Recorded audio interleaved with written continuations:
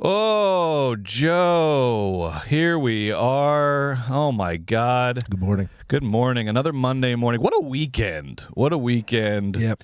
One of those weekends where, as you know, as bad as things are, as crazy as everything is out there, this is one of those weekends where I was like, man, LA rocks. This city is fucking cool. Yeah. It's fucking obviously fuck ICE. I'm sure everyone's been paying attention to all the stuff going on out here. Did you read how they like mobilized so quickly to protest that Home Depot shit? No, down in Paramount, not the studio, the city. Yeah, I know of what you speak. But no, tell me the anecdote. So I was reading about this, and they a local assemblyman, like the assemblyman in Paramount, was like driving to an event and saw a bunch of Homeland Security trucks, ICE trucks, like coming off of the highway and like going back in towards like Paramount, his town. And he does a fucking 180. He like follows the trucks. He follows them to that point where they like that place where they were like mobilizing across from the Home Depot. And I guess it turned out that that was like an ICE facility, and they were just mobilizing there for something. But it was like a secret facility. So we like followed them there, and then he just got on Instagram and was like, "Hey, they're here, come on down." And then within like an hour, the streets are like full of people, just like local. Like activism, I don't know. I love it. I was like, for as shitty as everything is and as bad as it all is, and it's not getting better anytime soon, I was also like just fucking impressed by the city this week for their response and like being out in the streets and like being so vocal and present and people's resilience is incredible. Crazy. To me. Yeah, and people's ability to be brave or be courageous is amazing. It is. Speaking of bravery, yeah, we watched a bunch of movies in movie theaters. We suffered in our own distinct way this weekend as well. While LA burned, our cinema hearts burned as well. I'll just say it, just to switch to movies really quick, but like on the theme, on the theme of like tough weekend, yes. And you did a great job making it a lovely ode to our town. I'll just say it. This was the worst movie weekend of the year. Easily. With no exceptions. Yeah. Like maybe the last like 2 years. Dude, 3 movies for me. We'll talk about 3 movies deep. Like every single one was a big fat miss and not kind of. We've been having so many good weekends in a row. I feel like the last, like even The Amateur or like Minecraft, like those were fun. Those movies are like bad, but like they weren't as bad as these movies. I'll tell you. No, man. this was a bad weekend at the movies because we saw Ballerina, the John Wick spinoff, and Life of Chuck, which we'll talk about a little later on. We saw 2 other movies though. Well, I saw one, you saw one. Yeah. I wanted to just get your thoughts right now while we're still in the cold open, because these were some of the smaller releases this weekend. Now, I know you saw The Ritual. I did. Which is the latest. They've been busting out these sort of low mid-budge exorcism movies. Russell Crowe was in 2 of them in the last 2 years, and now Pacino said, "I want to crack. Where's my exorcist? Get Billy Friedkin on the line." They're like, "He's dead, Al." He's like, "All right, well, just get me one of those exorcism movies and get that Dan Stevens kid in it. I like the cut of his jib." And Patricia Heaton too. Patricia Heaton. Been watching a lot of Raymond reruns. I want Patricia Heaton for get Reverend me Patricia Mother. Heaton and Dan Stevens, and we're gonna do The Exorcist. So, how is this movie? Is it any good? No, it's another Exorcist movie, Brett. It's so weird. Like this one's called The Ritual. They make these movies. They've been making these movies every year since The Exorcist came out 50 years ago. Yeah. And they refuse, stubbornly so, to ever update this genre with any new moves ever.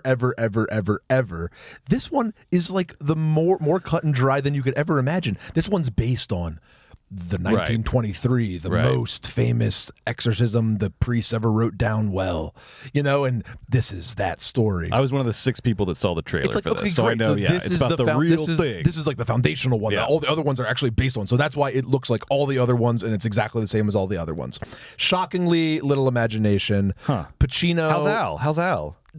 Pacino subdued. Like he does like a funny little voice that suggests he's like foreign in some capacity, probably Italian, but like who knows? Italian, but not Italian, quite. but who knows? Yeah. And he like mumbles his way through, and he's a charming little priest, and he knows how to do the rituals good. Okay, good. He knows how to do the rituals good. Okay. And Dan Stevens is like, but my faith, Father, I don't.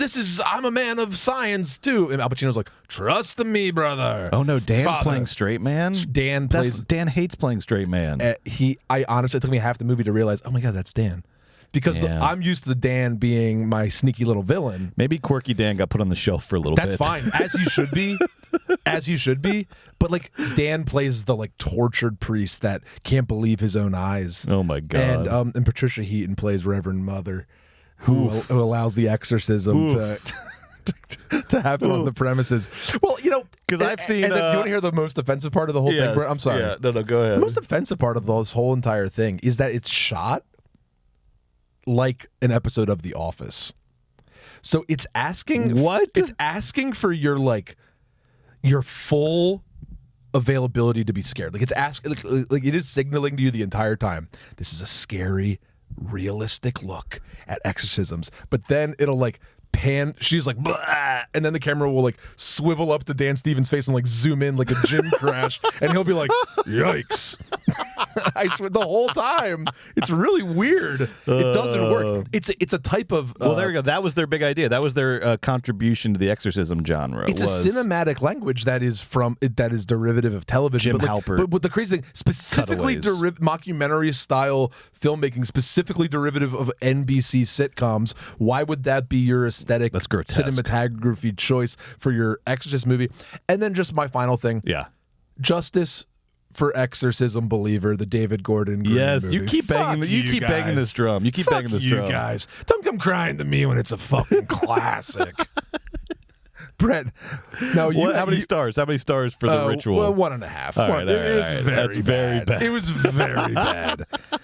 You can skip the ritual, y'all. Joe saw it for you. In the first 10 minutes, first 15, like when you get to the 15 mark, and like you kind of the plot's revealed, there's a part of you where in your head where you're like, maybe this will be a 2.5.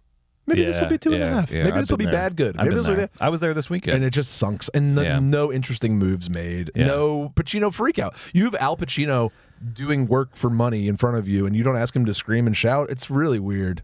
All right. He's in an exorcism movie.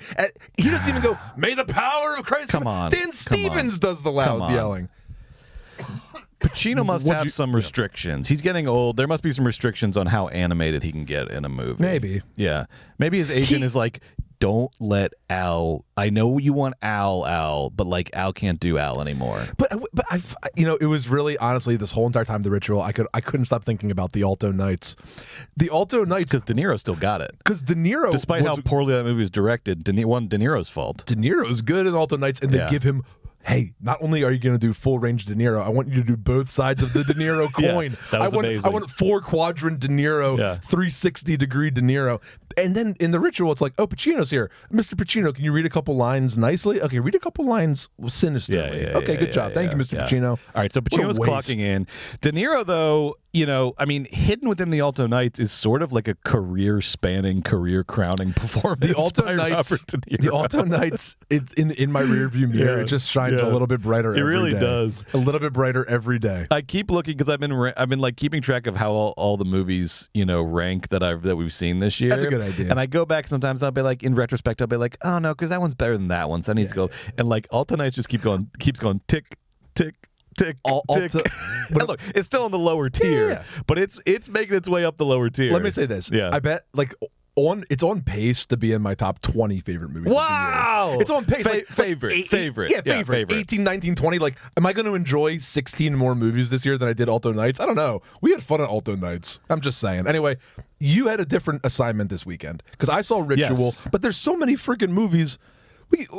Even in the horror genre, there was 2 this weekend, and no one's ever heard of. Speaking of bad movies that I really enjoyed, I saw Dangerous Animals, which I've been very excited for this because they cut a hell of a trailer for this movie. Basically, the premise is so simple. It's a serial killer played by Jai Courtney in Australia, living on the coast there. I don't know if it's like Bondi Beach or one of those. It looks like one of the famous beaches.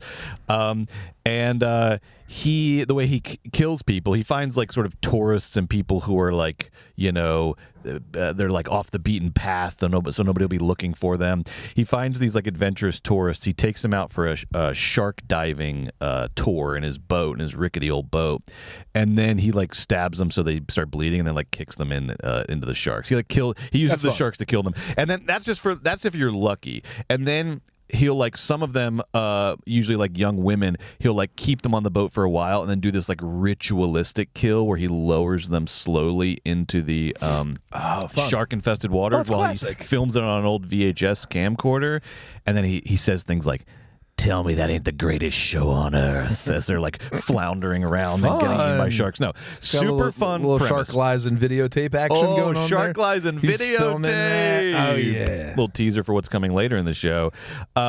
So look, they nailed the big stuff. Jai Courtney rocks as the serial killer. Yeah, I was not like all in on Jai. I am now. Cool. He is just like the beefiest Australian hunk ever. Jai Courtney Hive. Jai Courtney Hive forming. Come on in. And he crushes in this. He has like a crazy like dance.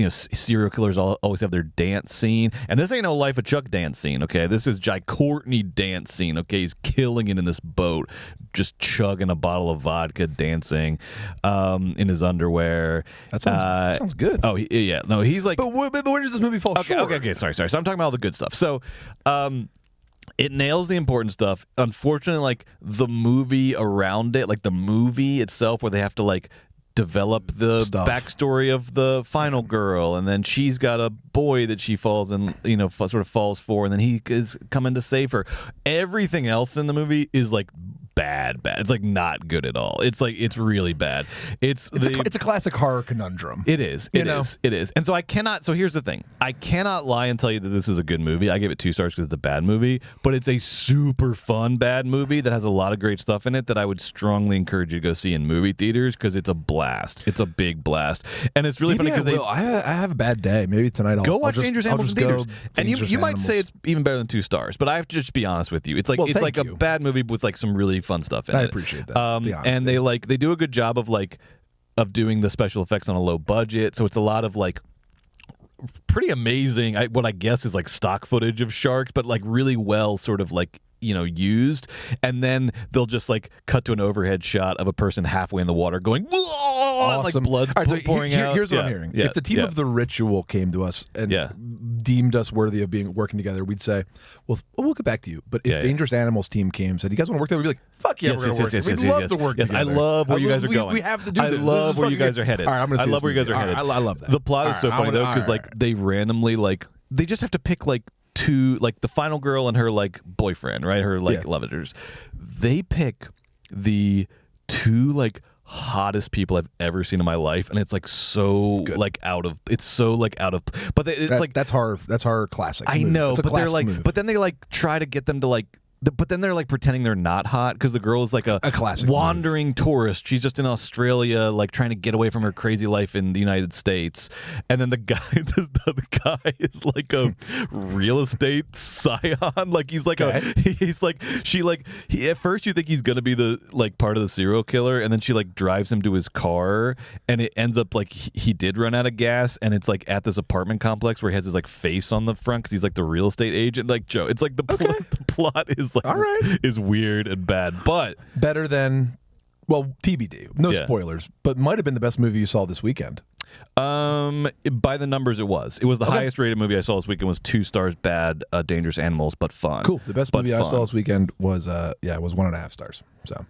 Oh boy, it was a bad weekend at the movies. But we'll talk about it. Well, let's get started. Let's get into it. Carson, what do you say? You want to roll that theme song? Let's kick this off.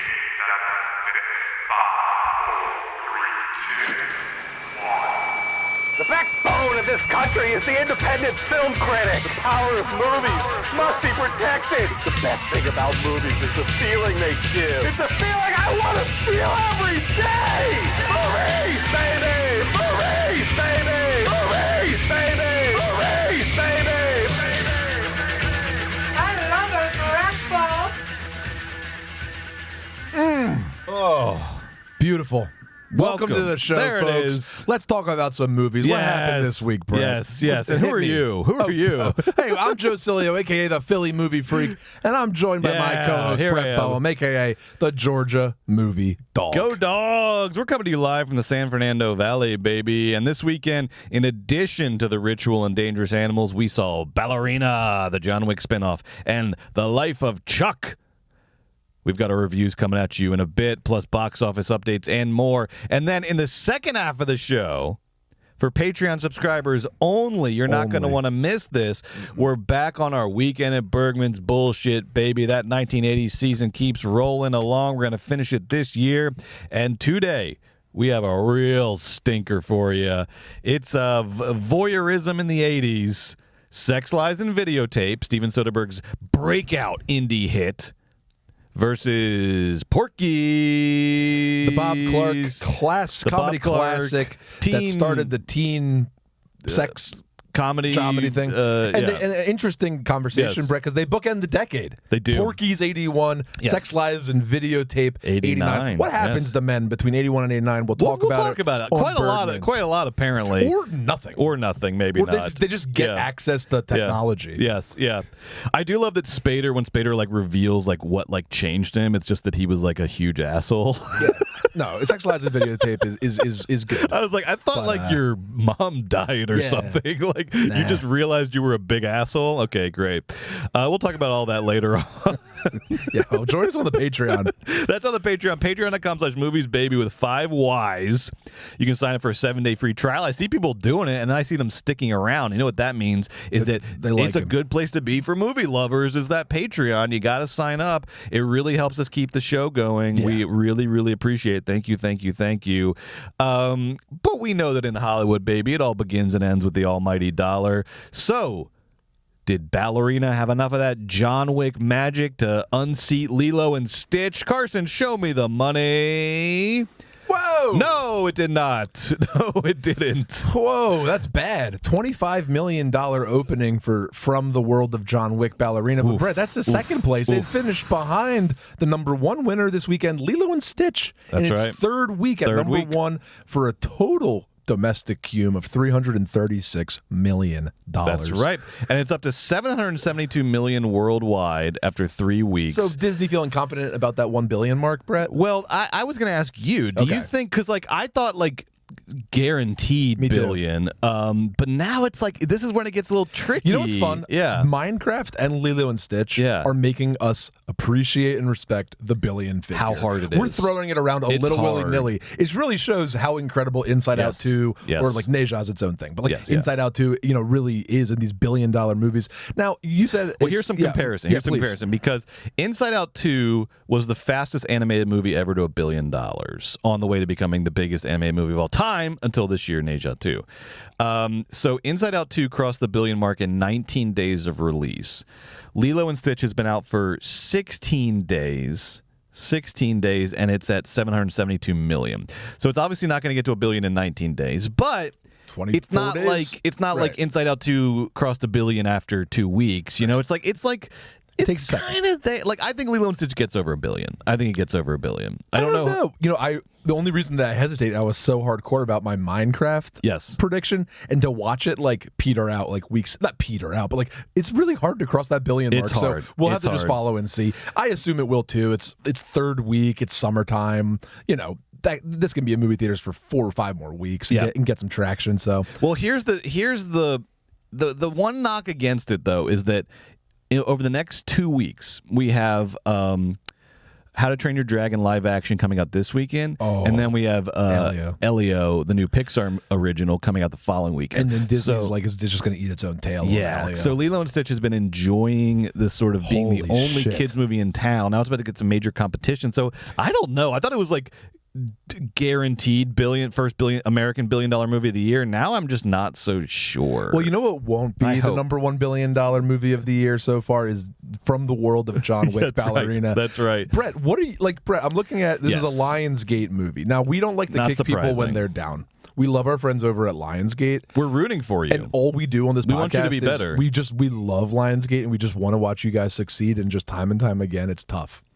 It is because Lionsgate it's a little tough for us Lionsgate. Keep in mind, this is what they call like the biggest of the mini majors, so not fully a major studio, not one of the big sort of conglomerates, but like the next biggest thing after the major studios and the streamers. And this is a studio that has had so much success with franchises: Hunger Games, Twilight, Saw, John Wick, just to name a few. Lionsgate has been responsible for some of the biggest franchises of the 21st century, but all those franchises are like petering out now. You saw Saw is now going to be half owned by Blumhouse because Lionsgate couldn't get this latest Saw movie over the finish line. Hunger Games is in this sort of like it's trying to resurrect with the new casting and everything. We'll see if that works. But all these franchises are sort of petering out, and John Wick is no exception because this spinoff. Well, it could have been. Except that it won't be. Like it could have been an exception, but you botched it, Lionsgate. Yes. And now we have this piece of shit. Because this opening is the smallest opening for a John Wick movie since the original, since number one. Fair enough. It's not called. It's not John Wick. It's called Ballerina.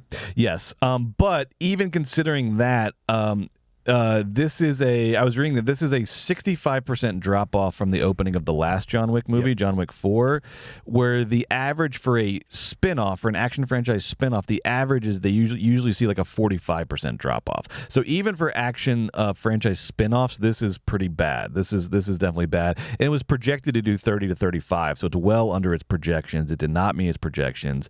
It did add another 26 internationally, so it did 51 million total opening weekend, but that's on a $90 million budget. You wouldn't know it when you watch the movie. We'll talk about that later. But it's a $90 million budget, 51 million worldwide opening.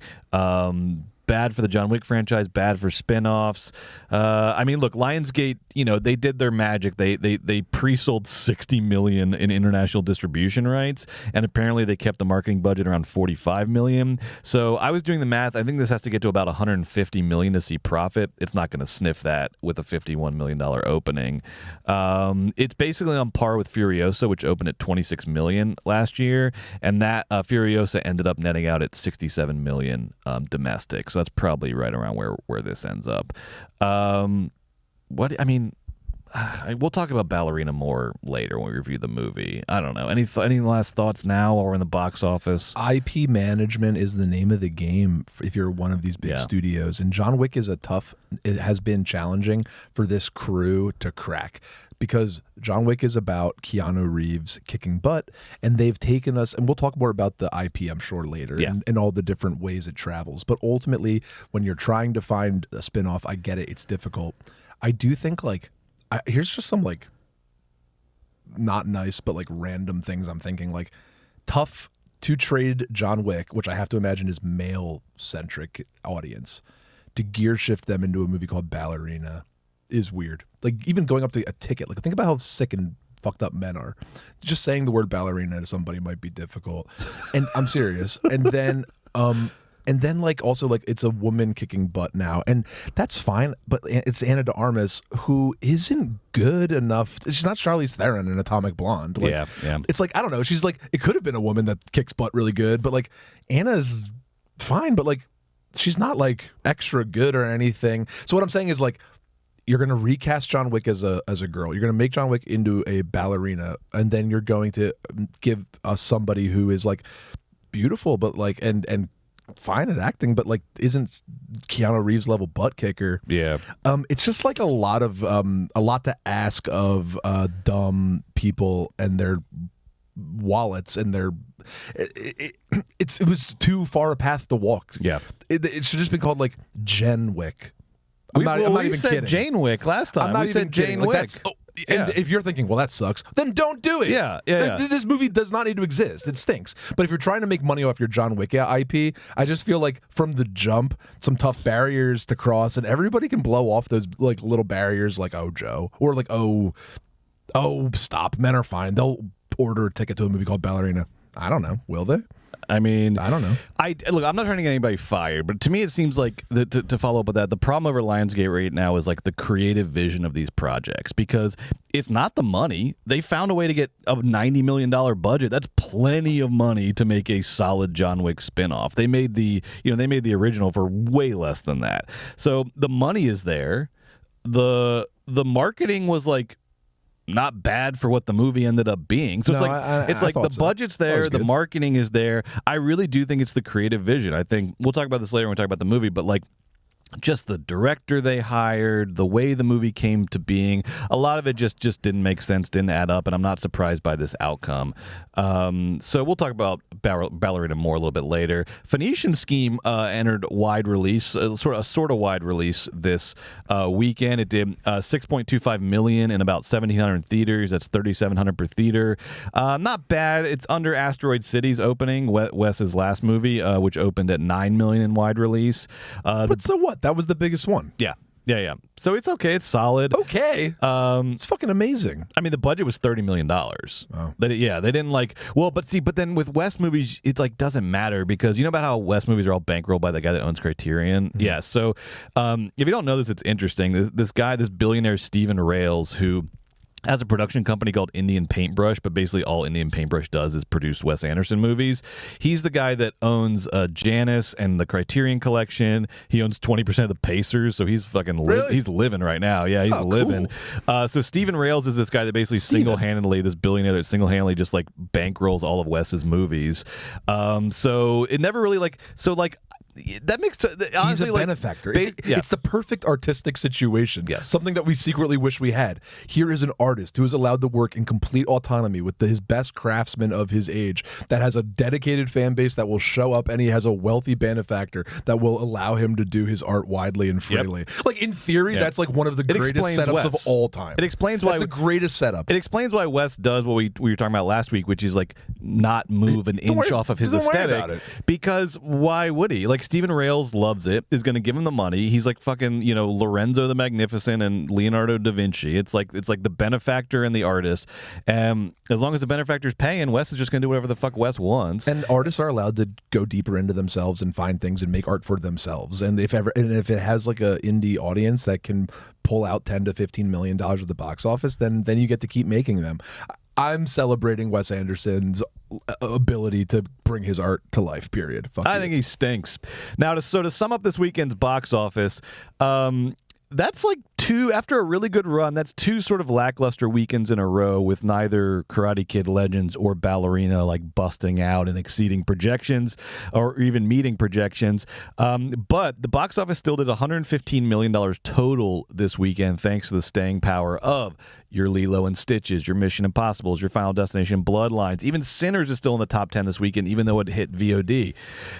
So that's $115 million total. That's up 9% over last year this same time, even though this was the weekend last year when Bad Boys came out and was that surprise hit. So even with on the Bad Boys weekend, this year is still outpacing last year, and this year's up overall 26% over last year. But then when you go to pre-COVID years, it doesn't compare. So it's Don't worry about that. It's the story of 2025. It's going to be most likely our best post-COVID year at the box office, but it's still not back to pre-COVID levels. But who knows? If we stay on this trajectory and the studios keep investing in theatrical release, maybe we'll get back to pre-COVID levels soon enough. Maybe next year. Who knows? If Marvel can stay on their fucking release timelines, we can get there. Let's talk about these movies, Joe. Ballerina, a.k.a. from the world of John Wick, Ballerina. Speaking of, do you think anyone said the full title when they ordered their ticket?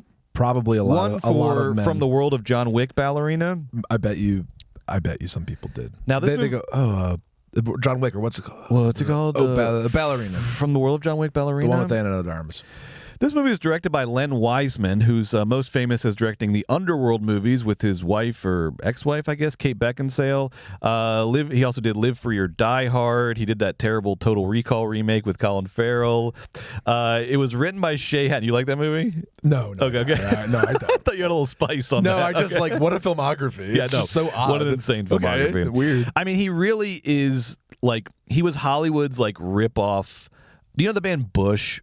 Like Gavin Rossdale. Okay, there's this band in the 90s called Bush. Gavin Rossdale was lead singer, and he eventually married Gwen Stefani for a long time until she went like MAGA and whatever.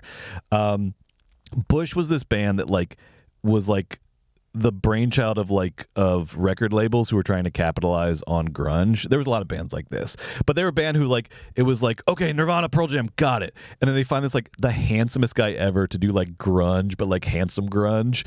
Len Wiseman is he's handsome Paul W.S. Anderson, and that's no Paul W.S. Anderson's very handsome, but look, Paul W.S. Anderson earned his B movie credentials. He had been making movies for a while before we get to Resident Evil in 2002, but that one breaks out, and then the very next year is when we get Underworld with Len Wiseman, his directorial debut, which was very shoddily. It was so hastily put together, Underworld, that it got sued for ripping off other movies, which it probably did.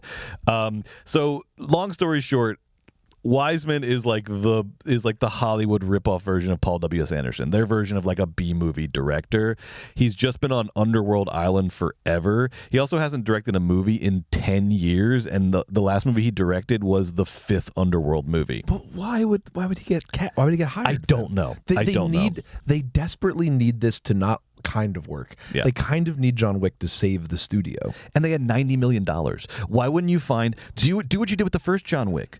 Find a hot up and coming action director, a stunt coordinator becoming an action director. Directing? How about that Thai gentleman that's directing Nobody 2, and now he's directing something we love. Yes. What did he do? Oh, The Beekeeper 2. Yes. Get him. Yeah, I guess he was busy. Doing some real movies. Yeah. I love that guy. Well, I'll give you some clarity here, because this movie actually had a much longer sort of production process than I thought it did for a John Wick spinoff. They started working on this in 2017. Are you kidding me? Okay, listen to what happened. And this explains a lot. It also explains a lot about what's wrong over at Lionsgate. No excuses, by the way. I'm going to ruin this movie with my review. Please do. No excuses. Go ahead. In 2017, Lionsgate acquired a spec script by Shay Hatton, the writer, called Ballerina, and it was just about a ballerina turned assassin.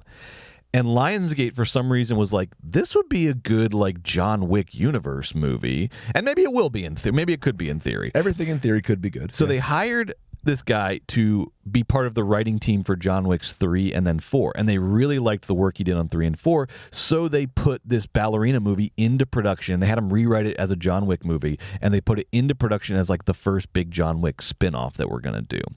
And then they hired Len Wiseman in 2019. They did not officially announce the project till April 2022, so it got derailed by COVID, obviously, but they announced it in April 2022. They shot it at the end of 2022, and then it's finally coming out June 2025. What the fuck? How do you not have a cleaner, tighter, creative process for the spin-off movie of your current biggest franchise? This is the problem with Lionsgate, is the creative vision is sloppy, and the execution is sloppy.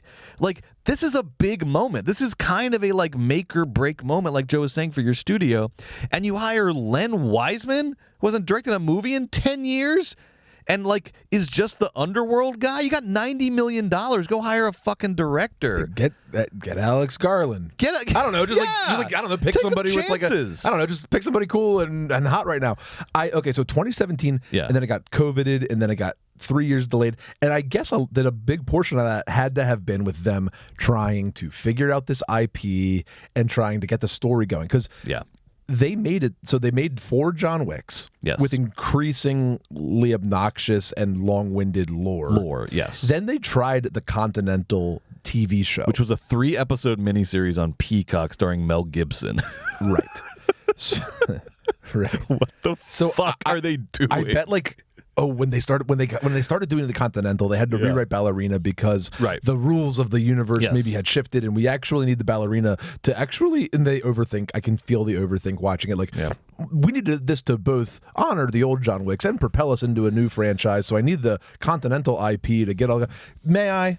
Yes. John Wick. This is the worst IP universe by far. Yes. This is the most ham-fisted, hackneyed, mistake-laden attempt at universe world building of the entire generation of IP. This is my least favorite attempt at world building. You take something so simple and pure. What does everybody like about John Wick? They like that we don't know who he is, and he's sad about his dog, and he kicks butt, and it's kind of awesome. That's it. And there's a lot of oh, okay, whoa, whoa, oh, wow. And then he kicks butt the whole time. Yes. All right, then you do a sequel, of course, it was good. And then you keep it. And then by the 4th one, John Wick is Jesus Christ in the desert, talking to a tribunal of assassins, and there's different assassin worlds, and there's a hotel, and then he breaks the rules, and then now there's the Russians, and then there's another, and then in this piece of shit movie, Ballerina, she's from the Roma Ruski. That's like the Russian assassin league. Right. And there's actually another assassin league called like these guys, and these guys are really bad, and they're really good at being assassins. And she's got to fight those guys, and it's all and this happens. Ballerina happens in between John Wick 3 and 4, which is like as though we're like tracking it, as though we're fucking tracking it. John Wick pops up in this movie twice, and it's obvious they like reshot it in like 2024 to like get some John Wick in there. He's thrown in so ridiculously half-assedly. So, this IP, you said it out in the hallway. Yeah. It's like steampunk-ish in its like thoughts. It's aesthetically, but it manifests as like a glossy, like art. It's not Art Deco, but it's like it's like modern art. It's like steampunk Art Deco, like turned up. But then it's also like famously John Wick is like at the club with the neon, with the music and the lights. Like so they do a little bit of that, and it's like tattoos, but it's like hot people with tattoos doing assassin stuff, but they're all like treating it like it's the worst IP. I do not care about. I realize that I do not care about assassins. I do not care about maybe I could, but I don't care about the job. Like, it's so hard and stupid to root for like different teams of like assassons. Do you remember why would I care? Do you remember when we saw the first John Wick in theaters opening weekend? Do you remember that in New York? Yeah, you remember this? Fucking greatest. It was one of the best ever. And what was so good about it is that we didn't really know a whole lot about John Wick besides the trailer and Keanu saying like, "Yeah, I'm thinking." And apparently I'm back. This was going to kick butt. Right. We didn't really know a whole lot about it. That's what was so fucking fun about John Wick. And I know you can't recapture that. I know at a point you have to expand the universe and accept that it is like a cultural sort of artifact. But I agree with you. I realized for the first time with Ballerina this thing that had been sort of like under the surface throughout the last couple John Wick things, which was I love John Wick. I love Keanu as John Wick. I cannot stand this universe. It is silly. It is like just garish and foolish. Am I supposed to like get into it? Like I don't know. What do I get into? Like, and I love all the actors. I love Ian McShane. Fucking of course, the actors are fine. I love Lance Reddick. I love all these people. I love that. R.I.P. This world is like silly, and the reason it's silly is because it is so at odds with what is good about John Wick the character, which is what drew people to the franchise to begin with. That's my big problem with it. You can make anything work. Of course, you can make steampunk work. I love when steampunk works. The problem with this universe is that they built a universe around a character, but the universe is at odds with what's good about the character, which is like simplicity and mystery, and like he's such an efficient killer. He's like so terrifying. Yes, the IP is not proficient at all. Exactly. The universe building is obscured and muddled and frustrating. And his motivation, like you said, was so simple. It was just they killed his dog. That was the best great about John Wick was the simplicity of it. And again, I understand that at some point you have to start sort of lore building a little bit, but they went so hard. It's like so hard, so unnecessarily hard at the lore that they just like they didn't trust what they had. Is what I don't like. They didn't trust what they had. They committed the cardinal sin that so many people commit now, where they don't think they're doing enough because they have FOMO that they're not keeping up with Marvel, they're not keeping up with DC, they're not keeping up with Mission Impossible or Fast and Furious. They did not have conviction in what they were doing. They did not trust in John Wick. They did not trust in the project of John Wick, and they tried to turn it into fucking circus with all these hotels and teams of assassins and all this crap. Who cares? And it all looks like shit. It looks like dog shit. And this movie in particular, let's get into Ballerina, because this movie that's all I've been talking about. I fucking hate it. Shit. It looks bad. It's like poorly lit. Did you notice that? Isn't like I was like I didn't know Len Wiseman directed it till the opening credits came up, and then immediately I was like, oh, of course, that's why it looks like shit. You hired Len Wiseman. Why did you do that? What did you think he was gonna do? Learn how to direct all of a sudden? I know. Nothing like 10 years off the job to make you really good at it when you get back. What do you think he was doing? Reflecting, like reading books on cinematography? Okay. Here's the problem I have with Ballerina. Yes. I don't want to say this, but we got to talk about Ana de Armas for a second. Yeah. Okay. Ana de Armas, you are supposed to be like one of the best of your generation. You're Academy Award nominated.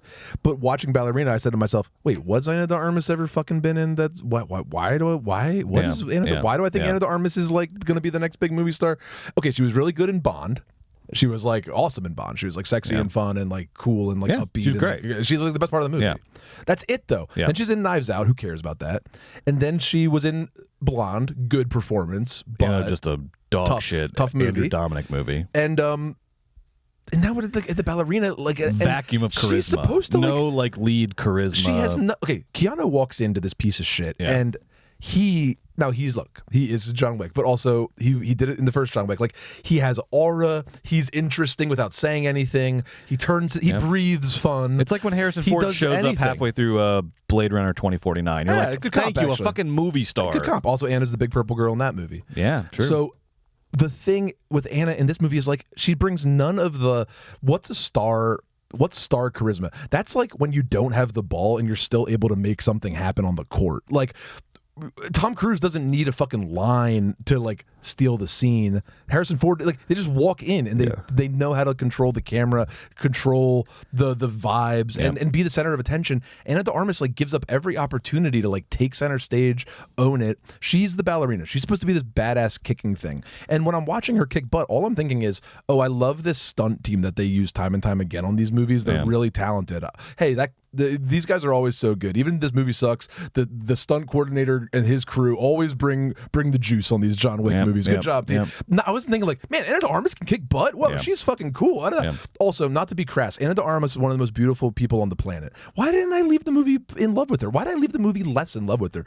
I should leave the movie and like have like a fucking like mental breakdown. Anna de Armas, tattoos, kicking butt. Well, I mean, should we blame how am I going to drive home? Should we blame it? Fine. Can we also put this on at the feet of Len Wiseman too? Because as you said at the beginning, you've liked Anna de Armas in similar situations. Bond is a similar situation-ish. I mean, she's more of the like supporting character, not the main lead. But she should have been able to pull this off. Why wasn't she a little cooler? Why wasn't she a little more badass? Wiseman. I think that's Wiseman. I don't know. Let's talk about the costumes. Like in the Act 3, she's wearing Wiseman and the whole team. Wiseman and the whole creative team. Like. I'm not saying she needs to be. It's not about revealing. It's about this very specific like coat. Like she's wearing just like a classic like Burberry-esque coat with like gloves on and like boots and is like and it's like there's just nothing distinctive about her at all. Like John Wick, he's just wearing a suit. What's distinctive about that? It's iconic. It's so fucking distinctive. Like, you know what I mean? Like, there's nothing distinctive in her costuming. Because what is the costume supposed to bring to a character that's nothing? And that the actor is more worried about remembering her choreography than bringing any sort of like interesting something to this character piece. Is boring. That's the big problem. The character is boring. So the costumes are boring. And like the fighting is boring. And then like the whole setup is like, these boys, they will fight you with what boys are good at, but honey, you are a girl. You gotta fight good about what the girls are good at. So like then in the next scene, she just like kicks the guys in the balls, and like the whole entire movie is just her like kicking the guys in the balls. And I'm like, that's cool and good, but like I wish that wasn't like her main superpower. You know, it's like, you're small, you have to go with the flow, and she does go with the flow, but it doesn't make it like good. Like Annie Oakley's like a tiny little girl, but she like captured the imagination of the country for 100 years because she had a really special skill that was more badass than any fucking guy could do ever. She was a fucking shootist. Well, baby. you know what the big missing, where's her cool thing? Well, here you go. You know what the big missing link and one of the big problems with this movie is they do nothing with the ballerina conceit. Okay, they do fucking nothing with the ballerina conceit. Okay, nothing. Go off, so Queen. That's exactly right. Yeah. Why doesn't she? No. And that's why I blame. That's why dance and cut their throats with the slipper. I blame Len Wiseman. I blame the Lionsgate creative team behind this. I blame, the writer to a large extent. I think this movie was set up to fail because before we even meet Anna de Armas, I'm bored with the movie and bored with the character and the premise. And so, like, what is she supposed to do? You know? And like, then they don't set her up for success. They don't let her be cool or charismatic. They don't smoke a cigarette, ballerina. They don't make anything happen with the ballerina thing. Joe and I both had the same thought independently of each other because we talked about this. This movie inexplicably starts with like a 15-minute character origin sequence, all about how Ballerina's dad was a assassin too, and then he got killed, and blah blah blah. It's like 15 minutes, and I was the whole time I was like, have y'all seen John Wick, the movie that you're capitalizing or trying to capitalize on right now? You know what's great about John Wick? No backstory, no family, definitely not the nothing. first time Just we're meeting the character, and there is. I in my head, because you go into a movie of certain expectations, and I remember sitting in the movie theater beforehand, I was like, I bet this movie starts off with Ballerina like in a nightclub and all the lasers are glancing everywhere and she has to like do a kill, and that's how we like learn about Ballerina's like skill set. And then it probably like cuts to her doing a ballet dance like from the kill. I was just like, I bet that's just how this movie's going to start, because this is how these goes. Like, this can be paint by numbers. It kind of should be paint by numbers to a degree. This movie starts with a 15-minute character origin story, and then guess what we get? Ballerina in the nightclub with the lasers glancing, and she kills like 18 people all at once. And then we don't really get the cross-cutting. We get a little bit of cross-cutting with ballet, but it doesn't mean anything because it's so like shoddily and quickly done. But I was like, at the very least, I'm sitting here in fucking North Hollywood in a tiny little room filled with VHS tapes. Like, I'm not a big fancy director. I could see from a mile away you start with the nightclub scene. Duh. Right. Anna's the star of the movie. I know. Don't start with the little surprised. kid. Get Anna in the movie. And have her kick butt from the jump. Start with the nightclub. We're going to do a Soderbergh recut of Ballerina. We will. And it'll be like marginal, like a little bit better. Just cut 10 minutes off the top. Yes. It's the same movie. You know what? I'm going to save some of my vitriol for the next flick. Let's just say this, guys. I'm going to say 1 star. Terrible. Ballerina was terrible. I was surprised how dog shit it was. I actually thought it might be baseline good. I actually thought it was going to be good. But this movie was terrible. You're probably right. It added nothing to the franchise. It added nothing to Ana de Armas. It added nothing to John Wick. It didn't make me feel anything. I was so happy it was over. Lionsgate, what are you doing? What are you doing over there? Get your fucking act together. Next. You have these big franchises. You're responsible for them. We need you to make these movies successful. Look how good the box office was until you've rolled out Ballerina. Well, maybe we could have some non-IP driven fare we could talk about this week at the box office. That'd be great. Any sort of, that'd be great. Can we make something life-affirming that stands the test of Joe, time? I would love to talk to you about Life of Chuck. I know you saw it as well. This movie, The Life of Chuck. Before you go one word farther, I have to interrupt you. I'm very sorry. I have to just say before you go, I hate this movie. Go ahead. Life of Chuck was written and directed by Mike Flanagan, who's probably better known from TV shows. You know, he did Haunting of Hill House, Midnight Mass, all your favorite trauma-based Netflix horror miniseries come from the heart and soul of Mike Flanagan.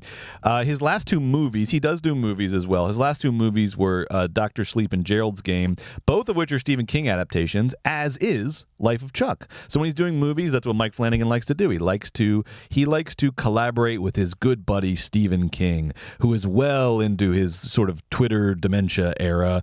But he still managed to write The Life of Chuck, which is a novella, and then this movie is based on that novella.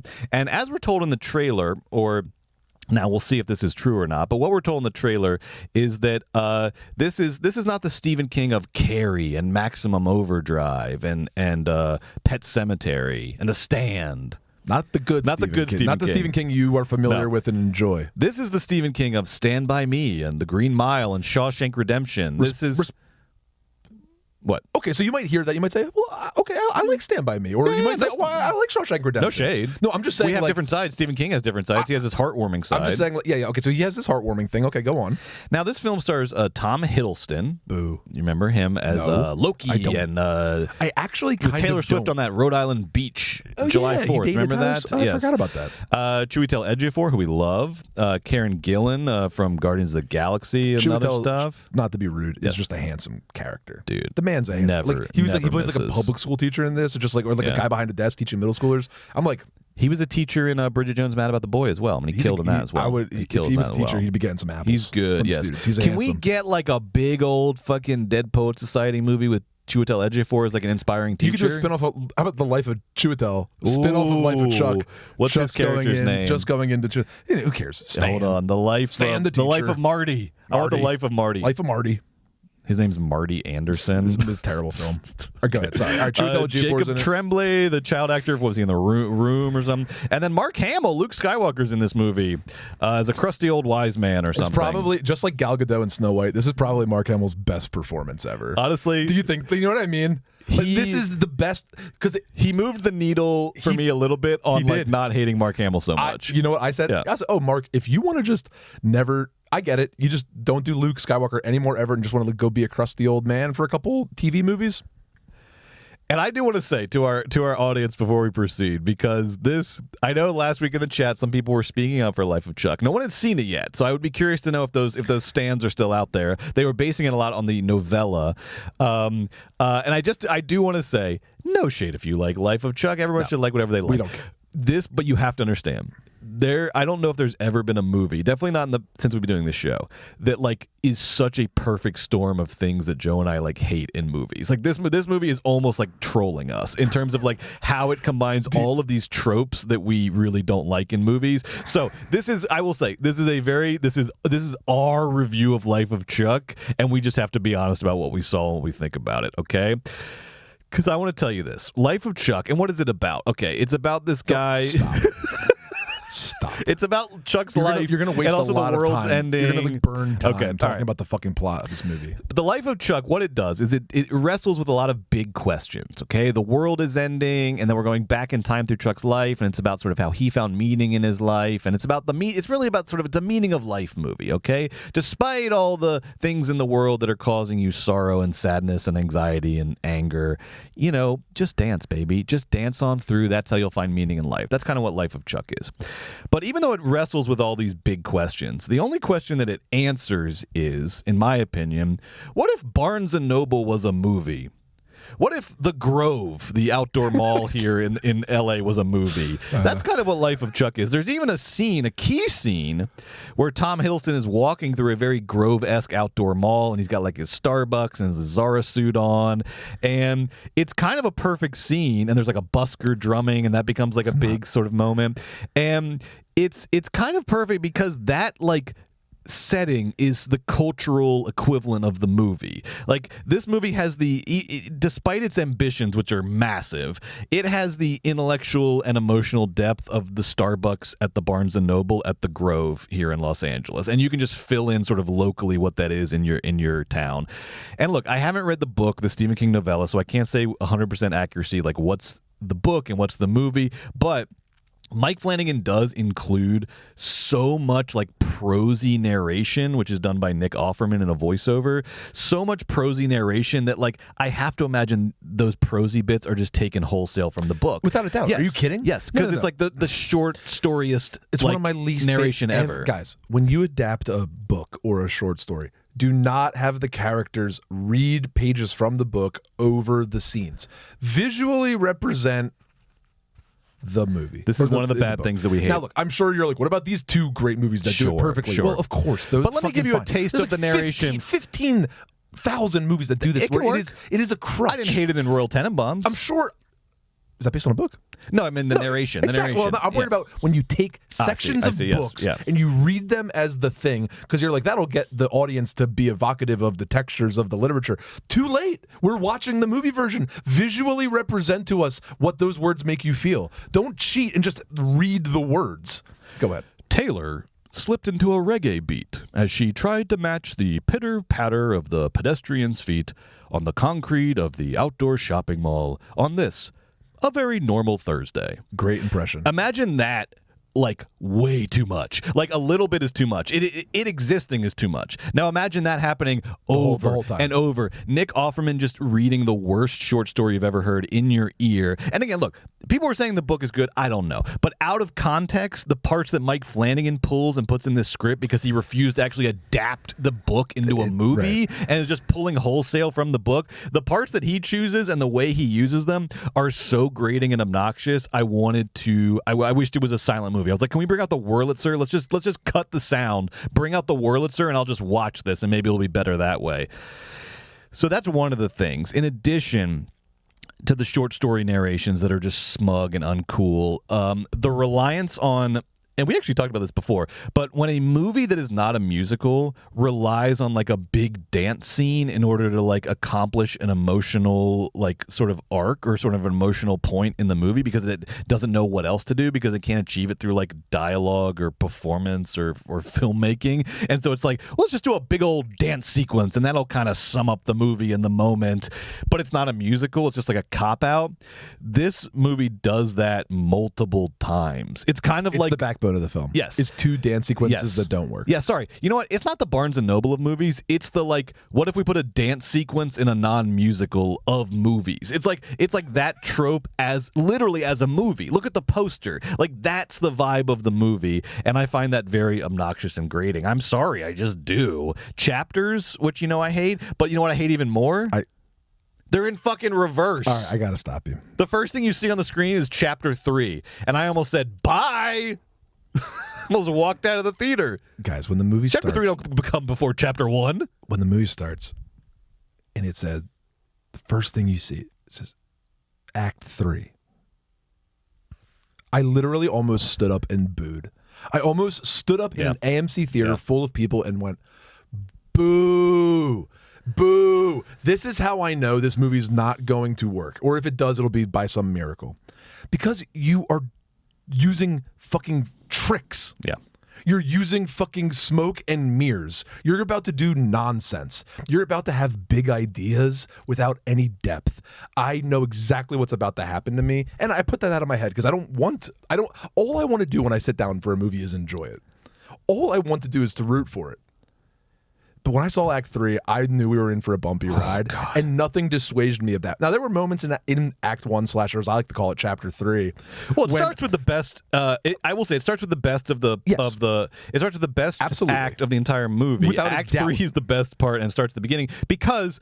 It's just like you don't know Chiwetel anything Ejiofor, and it's like kind of weird It's a and Black Mirror apocalyptic. episode, Yeah, it's like a but little it's like Black, so but it's not extra. that great. It's yeah, so yeah. extra. But it's the best so part of the movie. Yeah, easily. Yeah, easily. So much so where there's elements of the first act of the film where you're like, as a guy who hadn't read the book, I did wonder where it was going. And when I found out where it was going, I was really disappointed. I know. Because I wasn't moved by it in the least. And back to the dancing for 1 second. The dancing. So about the dancing. If you have dancing as the sort of fulcrum around which your heartwarming tale exists, you need to think about shooting dancing visually on film. Yes, like in a serious way. Joe and I are saying there's a whole because history of we it. love dancing in film greatest. as an expressive act The in a fucking movie, best. particularly in musicals when it's like treated intentionally and done, and not just like check the box. Tom Hiddleston dance, Guys, great movie, right? I like Midnight Mass 2 a lot, but Mike Flanagan is a television director, and these dance sequences are shot for television, which means that they're shot thoughtlessly and quickly and without any power or emphasis. And Brett, think about here's an okay movie with an amazing dance sequence in the middle.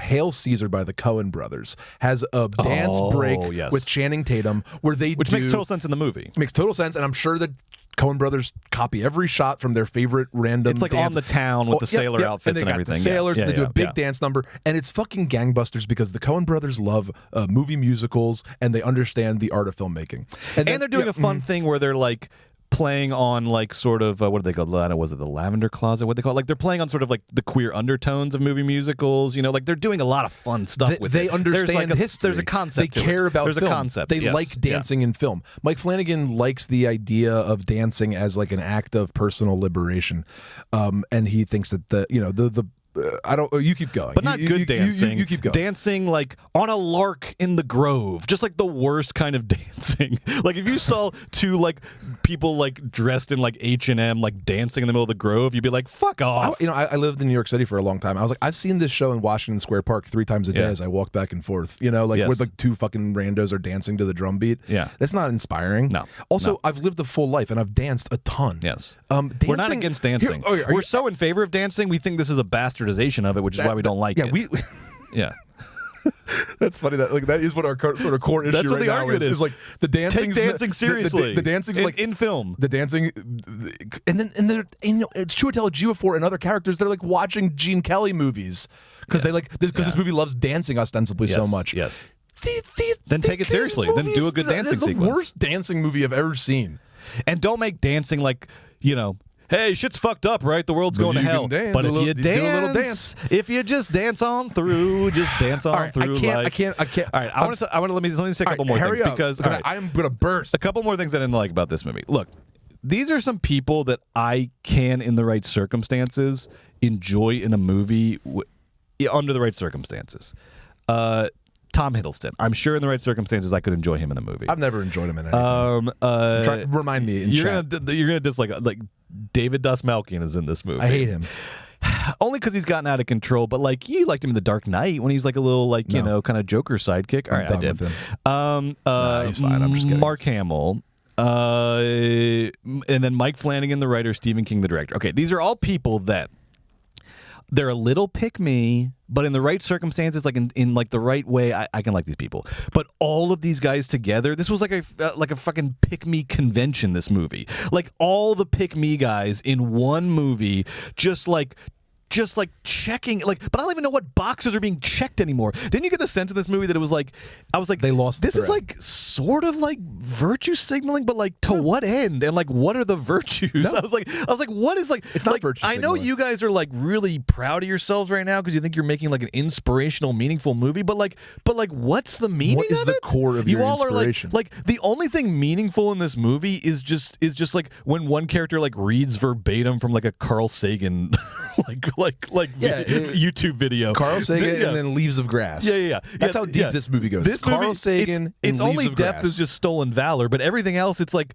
what is all of this for? Like, what's the message? Like, dance on through. Okay. So bad. Well, okay. And look, because look, I do think this whole thing started when Stephen King in his like Twitter era is like because you know Stephen King like binges Carl Sagan YouTube videos. I like a good Carl Sagan YouTube video. Pale Blue Dot is the one I would recommend. It's great. He just talks about how like the world is like so tiny in the universe, but like humanity is like still like has its good part. Cool. It's I love Pale Blue Dot, but like you don't get to like. Like that's Carl Sagan's thing, and also it's like too familiar and like around. Like you don't get to just like take Carl Sagan's sort of message from his like YouTube videos about like the tininess of Earth, but the importance of humanity, and then just like steal it wholesale and use that as your theme, and then like do nothing around except dance in the Grove a little bit. Like this is such a lazy movie that's aspiring to so much and whiffing so hard, and that ultimately, beyond all the tropes, is the thing that annoys me most. Is the trope that annoys me the most when a movie has meaning of life ambitions but whiffs so hard at meaning of life, because guess what, nobody asked you to do meaning of life. No one asked you to do big meaning of life movie, and if you didn't have it in you, why'd you waste our time with meaning of life movie when there is no meaning here? Just do Salem's Lot, you two. Yeah, what are you doing? Just do Carrie reboot. Like, don't worry about it, you guys. We don't need this from you. And ultimately, then what you're left with is a movie that is exploitative. It's exploitative because it is referencing the cultural moment. It's referencing sort of like climate disaster and the looming apocalypse that we think we're all on the verge of. And all. It's like referencing those things, but only to like cheaply exploit them to no end. Cheaply exploit them for sort of, like so the audience is like on board with the project of the movie, but it has nothing to provide, nothing to add to the cultural moment. In fact, it is so out of step with the cultural moment. I'm going to paraphrase something you said last week. This movie makes the Phoenician scheme look like Battle of Algiers in terms of how like up to the moment it is. This movie is so not up to the moment, and yet it presents itself as being the moment, but it does nothing except Tom Hiddleston dancing at the Grove. I actually think dancing at the Grove. I think The Life of Chuck is too stupid to be exploitative. That's kind. That's kind. No, I think that it's. I think that it is. I think it's like a 65-year-old woman recycling. It's like she thinks she's helping. Yeah, okay. I think this is grift. I think it's grift, which is why I'm giving it half a star, the rare half a star for Fucking Disgrace. Fucking Disgrace is the rating that we reserve for movies that are insidious in a way. They're not just bad, they're insidious. Life of Chuck feels insidious to me for how sort of lazily exploitative it is of our general cultural anxiety and how little it provides to respond to or engage with that cultural anxiety. I found this movie, I think this movie is a con. I think it's a grift, and I think it's a fucking disgrace, and the people who worked on it should be ashamed of themselves. Half a star. The only other movie that's gotten half a star from me this year is The Electric State, and that's just because it was such a gigantic waste of money. I don't think it was a grift or a con, because I don't think they were ill-intentioned. I think what's really, really upsetting is that they were pure intentioned. I think what's really deeply fucking culturally upsetting and really speaks to our rot is that they were really serious and they were really They really wanted to move you and to remind you the meaning of life. Of which you get none. If you were to follow the plot and sort of sit back and strip it back, it's truly baffling. This movie ultimately suggests that we all live in this guy Chuck's head, and Chuck is on his deathbed, and Chuck's an accountant who likes to dance. That's all we know about Chuck's him. an accountant. He's on his deathbed, and on his deathbed, he thinks about two things. One was the time he danced at the Grove, and another was the time that he danced at a middle school dance. And when sort of confronted with the end of life, he has to kind of understand, like, why am I thinking about these things instead of all the other things in my life? And the answer is really because, and it's just really brazenly shown on screen, it's because Chuck wants to have sex with his grandmother. And played by Mia Sara, so honestly, no shade. I'm not saying it's insane. I'm just saying, like, this little boy, you literally learn in this movie, like, this little boy really, really, really wanted to have sex with his grandmother. She taught him how to dance. He dances once with a girl. He dances again later with a girl. And that's sort of like the long and short of his life. And as Tom Hiddleston is laying in his deathbed with his like 15-year-old son and wife crying over his dying body, this guy only thinks about two things: the time he danced at the Grove and the time he danced with an 8th grade girl at a middle school dance. I've danced. I went to acting school. I professionally danced. Joe's like crawled around on the floor, dude, barking like a dog. Guys, I've danced in the streets of New York. I've danced on stages. When I die, if I'm thinking about one fucking step that I did as a dancer, that's going to be some of the saddest shit that ever happened to me. Yeah. If my wife and children are around me crying, I really hope I'm thinking about all the great times that we shared together and some of the great times I had with like my friends or my family. Like, if your life is so fucking pathetic that you really need to shake it up by dancing outside of the Grove, or you wish you took a chance and asked a girl to dance when you were in middle school, but you botched it and now your life's unfulfilled, you are a loser. You need to go out and do something. You need to go to a bar, or you need to go to a baseball game, or you need to join a book club. Because you can, guys, we, the people, we cannot die and think about the two times we were a little silly.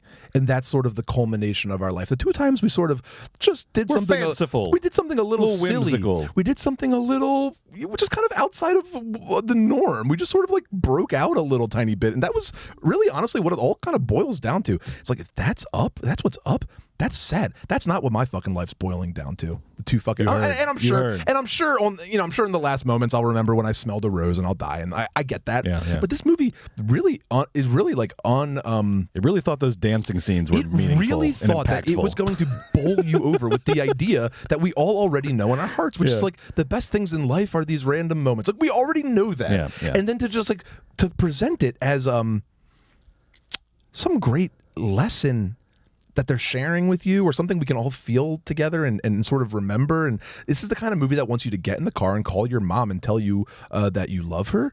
But we've all watched these movies where you're like, fuck, I gotta just like, what am I fucking complaining about? Honey, I love you, big hug. Like, oh fuck, I'm so sorry, I was such a dick earlier. Like, this is not one of those movies. This movie thinks you're gonna call your mom in the car. I didn't call my mom. I just listened to the Bill Simmons podcast. And I was so upset. That's the big takeaway for me, is that I know we're all like sad and anxious, and that's what this movie I think is sort of preying on. Pathetic. We need to demand more from our feel-good movies. Like, I am down for feel-good movies. I love 100%. feel-good movies. We need to protect them at all costs, and this is a bad feel-good movie that exploits the genre to no end. We need to defend feel-good movies against the likes of Life of Chuck and his ilk. The movie really suggests it has the power of like It's a Wonderful Life and Lars Van Trier Melancholia in one movie, and it's double as impactful as both of those classics. And you're like, what, Mike? Just fucking go back. You go back, and don't even go back to TV. Go back to streaming, Mike. Get the fuck out of here. I'm done with you. Ooh. Yeah, Ted Sarandos has a boatload of money for things that won't get a marketing budget and no one will ever see them. Go take some of his money. The movie up top is a classic liberal nonsense, where liberals think the whole world revolves around us, and that like the world's collapsing, and like nothing bad ever happened in the past before, and everything's so hard for me today. This must be the end of times. And then it actually is the end of times, and I should have danced a little bit more. Two things. A, really bad times, not the end of times. It swings back around. You got to give it a decade. It'll swing back around. Yeah, read your history. And then number two, dancing can't, unless you are a professional dancer or you have this specific memory dancing with somebody you love very closely. Those can be, but if your memories are just the time you danced randomly with a random girl at the Grove, that's weird. Maybe that's the problem, is that you think that is the meaning of life. That's weird. That is so odd. Do you mean the time you did your first dance with your wife, or do you mean the time you and your mom were did a thing with a fun dance? Like no. The time I got a little goofy during an accounting convention at the Grove because the busker was hitting that reggae beat so hard, I just couldn't help it. I had to dance. I baby. would be very like. I expected the movie's so bad. At the very end, I said in my head like, but I bet I cry at the end because they're gonna pull some stunt. It's like they're gonna pull some stunt, and I'm gonna be I'm gonna cry at the end of this dog shit movie. I'm an easy target too. I'm ready to cry all the time. It's even funnier now in retrospect. I cried at that fucking Blake Lively Baldoni movie that now has 18 lawsuits. Literally, because at the very end it hit a little note with like father-child or mother-child thing, and I was just like, oh, you got me. This guy's crying at like the Garfield movie. Dude, he's crying at everything. I am so easy. I'm I'm not Lily Tomlin. Who's fucking? I'm Carradine in Nashville. Well, yes. I'm Carradine. You're Lily Tomlin. I'm easy, baby. I'm easy. Well, like what you said about this just being such like boomer liberal nonsense. It is like, oh my God. It's not the Stephen King of Shawshank Redemption, a movie that it's not even like a favorite of mine, but this isn't even anywhere close to that in terms of emotional impact. This is not the Stephen King of Shawshank Redemption. This is the Stephen King of Stephen King's Twitter. And this script is like if you fed an AI for a year with just like boomer liberal tweets like over and over and over again, and at the end of the year you sort of loosely taught it how to write speculative fiction, that's what Life of Chuck is. It's very pick me. It says nothing, accomplishes nothing, but at the very end sort of looks at you like, so I just ended war? It's classic white people like worried, like they're like, no, you didn't end war. Everything's bad. Everything's so bad. Everything's so bad for me. Did you read the newspaper? I think I just ended war. Fucking throw your phone into the. Did you see Tom Hiddleston dancing? I think I just ended war. Put your phone in the drawer, and all of a sudden, all your fucking problems go away. White people, it's fucking crazy. Your behavior and the fucking sadness, and then also and then the real problems will become apparent to you. Life of Chuck, suggests that we're all just in this guy's head, and we're all still just trying to summarize we're all the like plot. Figments of Chuck's imagination or something. Okay. Also, the pacing, how like there's 3 chapters, there's 3 acts or chapters, however they title them. The first 2 go by like that, and then the third one, which is the most boring one, all about little boy Chuck, is so long. It's forever long. The third one is like the third act. The third chapter is 2/3 of the movie, and they get a ham-fisted ghost story in there too. Sorry to interrupt, God, but they do. They do. We didn't even talk about the sci-fi quote-unquote ghost quote-unquote elements. Skip it. In Act 1. It's like, oh, Chewie told you before, as things collapse, starts to see signs of Chuck. That was the seed of interest for me. Yeah, no. That was like, I was like, oh, chapter 1, I was like, what is this all about? I literally, like, when we were watching chapter 3, which is the first chapter that comes up, I, in my head, was like, because we have to be honest, I was like, oh, no, I don't get to do my big Life of Chuck takedown, because it's like, all right. Because Act 1 makes you think like, oh... Yeah. They're subverting my expectations. Chuck is like happy because of some reason, not like he's being a dick or anything. It's like no. I was like, they just didn't know how to market this. The trailer was bad. They're doing something interesting here. I should have trusted Stephen King. That's what I thought. And look, if it ended up being that movie, we're honest. I won't do my big Life of Chuck takedown just to do it. I'll be honest about the movie. Do it. It's not that movie. It's so much worse than that movie. Guys, people are saying masterpiece, best picture, 5 stars. I really need to talk to you guys. Like, who's saying these things? I'm worried about... Well, talk about grift. Film criticism grift is out of control right now. Out of fucking control right now. I don't know. I don't think, like... I watch a saccharine film and I could roll my eyes and go, oh, I'm such a cynical smarty pants, and walk away. But I can still understand in my heart, like, why my sister loved that movie. Yeah. I wouldn't understand why somebody loves this movie. Life of Chuck is rough. It's really weird. I don't get. All right, we're moving on. All right. That's Life of Chuck. I gave it a half-star fucking disgrace. Joe gave it 1 star gracious for. He gave it 1 star because he doesn't think it's like smart enough to be a disgrace. I gave it 1 star because I think it would be rude to kick somebody when they're down. It's like I saw like a bloodied, bruised, battered guy on the floor. I'm not going to kick him. This is Stephen King and Mike Flanagan. It's 1 star. They're fucking like, they were like, terrible. You know why this is getting a half a star? Because I saw on Neon. Why the fuck Neon? Come on. Movies coming for your lunch, baby, if you keep distributing Life of Chucks. Life of Sucks. Life of Suck. Carson, Life of Suck. Life of Suck. Life of Suck. The reason it's terrible and not a fucking disgrace is Chiwetel Ejiofor is just that handsome. He's that good. And that's what it comes down to. He's that good. He's that charismatic. I almost worried about his character for a minute. Like when he was sad about his ex-wife, I was like, wait, am I about to care? Is Life of Chuck about to work? Because there is that 10 minutes in Act 1 where you're like, I'm afraid Life of Chuck's about to work gangbusters now. I know. It does not. I was so worried. It does not work gangbusters. I'm going to have to crawl in here on my hands and knees and say, apologize. I'm sorry, Mike Flanagan. I'm sorry, Stephen King. I'm sorry, Tom Hiddleston. I haven't called my mom and told her I love her since. Because of Life of Chuck. I'm never going to speak to my parents again because of Life of Chuck. Next week on the show, I mean, I don't know what we're doing. I mean, How to Train Your Dragon's coming out. I might take Sandy to that, but like, I don't know what we're going to say about How to Train Your Dragon. I'm not going to go. Okay, Joe's not going to go. I'm going to say, fuck it. I don't want to see it. I'm interested in Materialists. This is Celine Song's follow-up to a movie I really like, Past Lives. The trailer's interesting.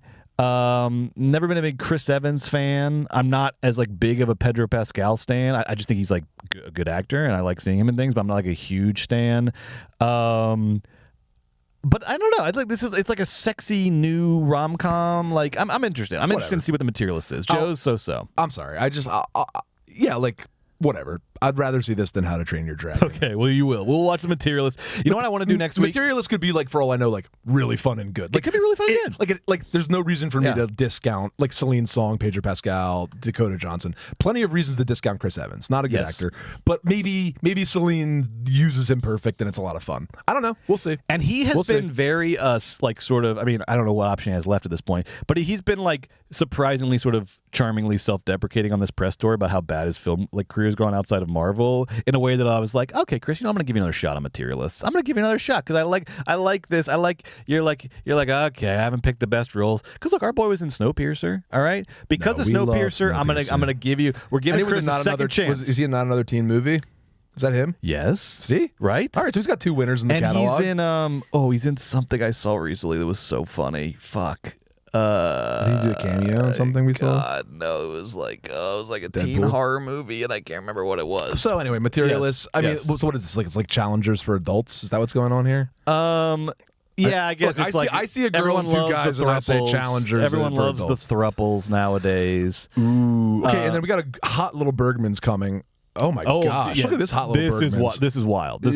So next week on Bergman's, and I also want we should do next week too is let's do some 60-second reviews because like we're not gonna have anything to say about How to Train Your Dragon.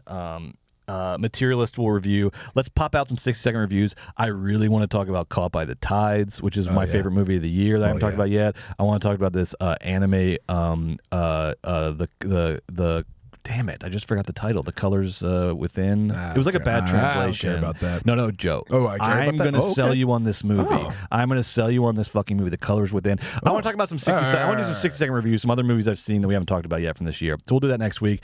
And Bergman's, holy shit, Back to the Future versus Blue Velvet. That's fucking crazy. I was trying to figure out what this Chris Evans horror movie I was thinking of. What is your initial? When was the last time you saw Blue Velvet? Oh my God, bro! I haven't seen Blue Velvet since college. Yeah, I mean, I went to IFC and saw it one night again. You know, I haven't seen it forever. Yeah, it's been a sec. I saw the David Lynch like catalog like when I was in college, like when I was younger, and it was all like a daze to me. And I go back to and it's kind of like I'm rewatching it. But you know which one I've never seen? I've never seen Straight Story. And my friend and yours, Gabriel, said Straight Story is fucking amazing. Which I've never seen. I think it's really good. I'm not like I'm not on the like Straight Story as like the secret masterpiece train. I think it's Gabe's really on good. the like it's so good you'll love it train. I don't think he didn't say masterpiece. He said you'll watch love it. Okay, all right. No, it's really good. Yeah, but Blue Velvet's what we're doing. We're doing Blue Velvet versus Back to the Future. You know, Chris Evans movie I was thinking about. What? He's in that Statham movie Cellular. That's what I was thinking of. Oh yeah, he's hilariously like in the beginning on the boardwalk, on the Santa Monica boardwalk. He's like in the beginning of Cellular. Okay, so we like him in not another teen movie. We like him in Cellular. And we like him in Snowpiercer. Snowpiercer. Snowpiercer. Pretty good filmography. That's not bad. That's bad. Come on, Chris. Chris, come you're back being to too us. hard on yourself. Come back to us, and you were Chris. Captain America. Come back to us. Better than Len Wiseman. Come back to us. All right, I'm looking forward to Chris Evans in the We're Materialist. Chris Evans guys now. Coming up now in a mere 5 minutes, we have a banging Bergman's for you, baby, but it's only on Patreon. So make sure you sign up on patreon.com/moviesbaby with 5 Ys. Bergman's is our show, Weekend at Bergman's, where we pit a popcorn movie versus an art house movie that share a theme. We're in our 1980s season, and today the theme is voyeurism, and it is Soderbergh's Sex, Lies, and Videotape versus Bob Clark's Porky's, when they're looking through the shower at the girls because they're so disgusting. So we're going to do Sex, Lies, and Videotape versus Porky's. And the thing is, we have to honestly tell you which movie we liked better. So if we liked Porky's better than Sex, Lies, and Videotape, we have to say it. We have to say it on a mic, into a camera. I watched both with my wife. You'll find out in 5 minutes which one we liked better. Yeah, I'll tell you what Sarah liked better, too. See ya there. Bye.